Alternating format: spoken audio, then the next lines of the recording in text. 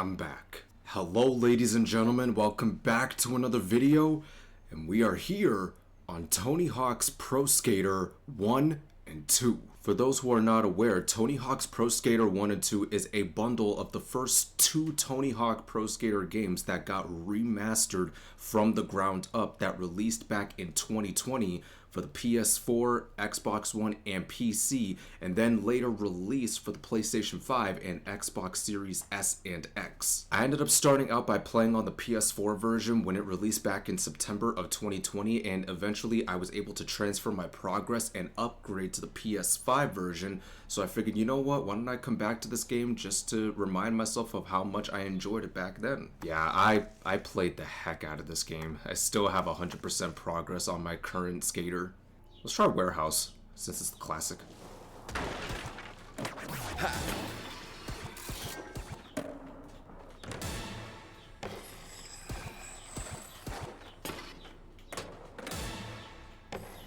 Dude, I remember playing this game so much when it released, like, I'm not even kidding. This game was so freaking fun. As a matter of fact, like, this was the first legit sports game that I gave a shot at trying to get good at since my days of playing the WWE video games.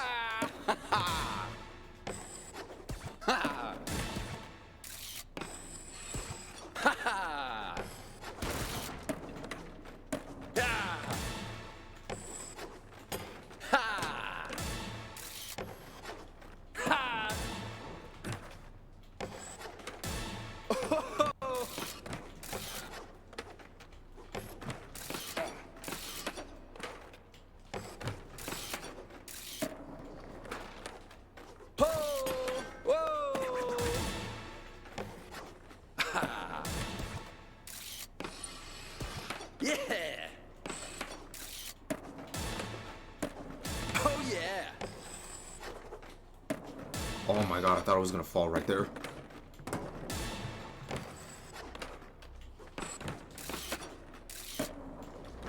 Oh! Ah! Ah, man. Not bad. 22 milli. But this game was without a doubt the first sports game that I legit tried to get good at since my days of playing WWE SmackDown versus Raw.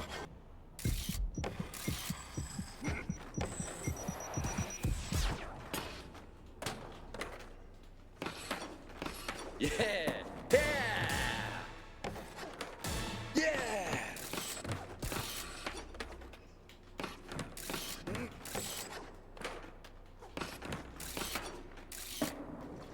Yeah! Oh my god. God damn it, man. I could have kept the line going. I got 22.6 million points in that run. Not too shabby. I sit at 158 on the global leaderboard for this specific park, with 73,992,296 points. Dude, when I tell you I was going in on this game, like I was. Let's see what other park I could do. You know what? We'll do Burnside. I really am a fan of Burnside.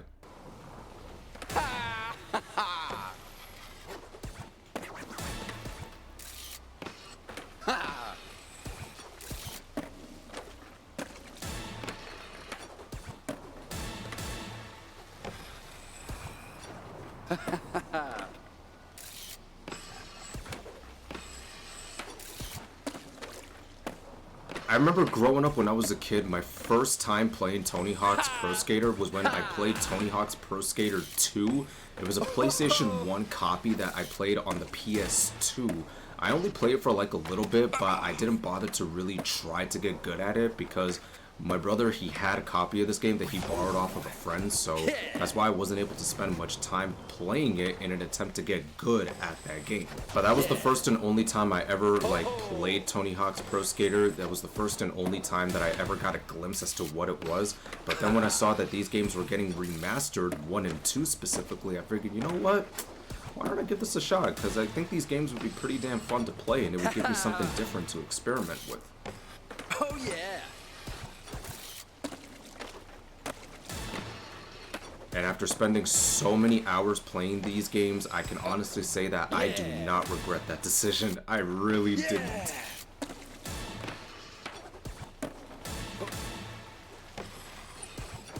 Ah.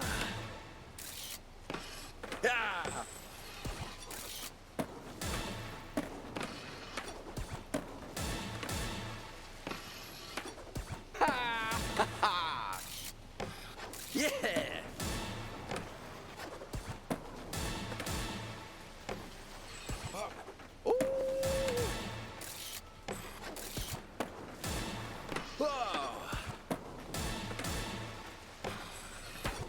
Yeah. God damn it. Yeah. Ha.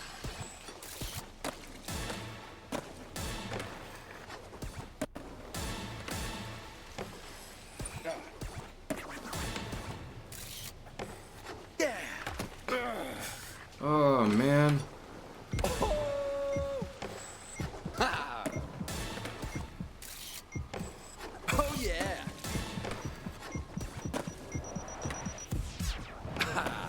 Oh well. After spending so much time playing this, I figured, you know what? I want to discover what other Tony Hawk Pro Skater games there are, because I want to see what they have to offer in their own right. So I eventually was able to play some other Tony Hawk games on an emulator. I played it on PCS X2 specifically. I was able to play Pro Skater 3, Pro Skater 4, Tony Hawk's Underground 1 and 2. I even tried Tony Hawk's Project 8. Oh my god, I thought I was going to fail that right there. I only got 20.4 million points. Man, I'm forgetting my lines. I am ranked 104 on the global leaderboard for Burnside. I got 43,611,628 points.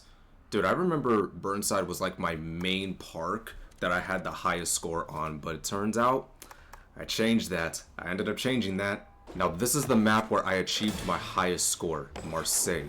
As a matter of fact, like, this is legit, like, one of my favorite parks in this entire game by far. But I ended up having my hand at some other Tony Hawk games. I ended up having a great time playing Pro Skater 4.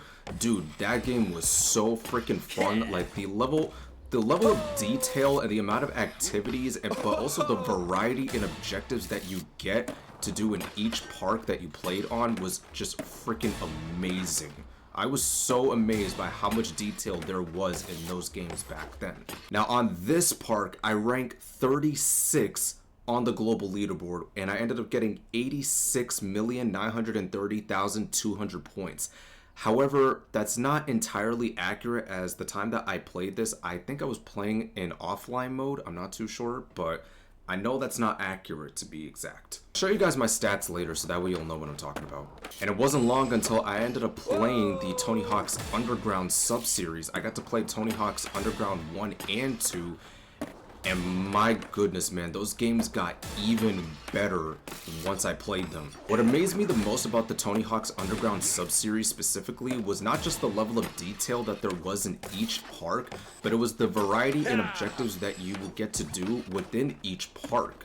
I'll give you an example. I remember playing Tony Hawk's Underground 2. I was playing on Alcatraz, and I had to do a specific objective where I had to ride a shopping cart as I think either Bam Margera or I was using my own custom skater. I had to like navigate through an obstacle course on a specific trail on Alcatraz in order to complete the objective and move on to what I had to do next. And I was like, bro, I don't recall being able to do something like this in any other skateboarding game that was under the Tony Hawk name. This was so freaking cool. But I remember playing those games on the emulator, and I can't even tell you how much fun I had playing through them. Like, it was so freaking fun. As a matter of fact, like, I would even go as far as to say that Tony Hawk's Underground 2 was peak Tony Hawk's Pro Skater. Alright, let's see what other park I can play on. You know what?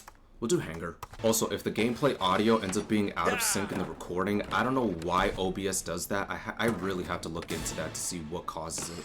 I remember the last Tony Hawk video game that I actually bothered to give a shot was Tony Hawk's Project 8. The instant that I played that, I was immediately turned off by it because I didn't like the realistic approach that the devs went in making that video game. Tony Hawk's Pro Skater has always been that kind of skateboarding game where it wasn't trying to be realistic, it was trying to be like an arcadey type of sports game. So when I played Project 8 and when I noticed that it was going for like a more realistic approach, I wasn't like a fan of it whatsoever, and as a result, I didn't even bother to give that game a true definitive shot. And I don't know how I'm able to like talk while simultaneously keep my line going. I ranked 418 on the global leaderboard on this park. I got almost 28 million points. Oh well. Can I still play multiplayer?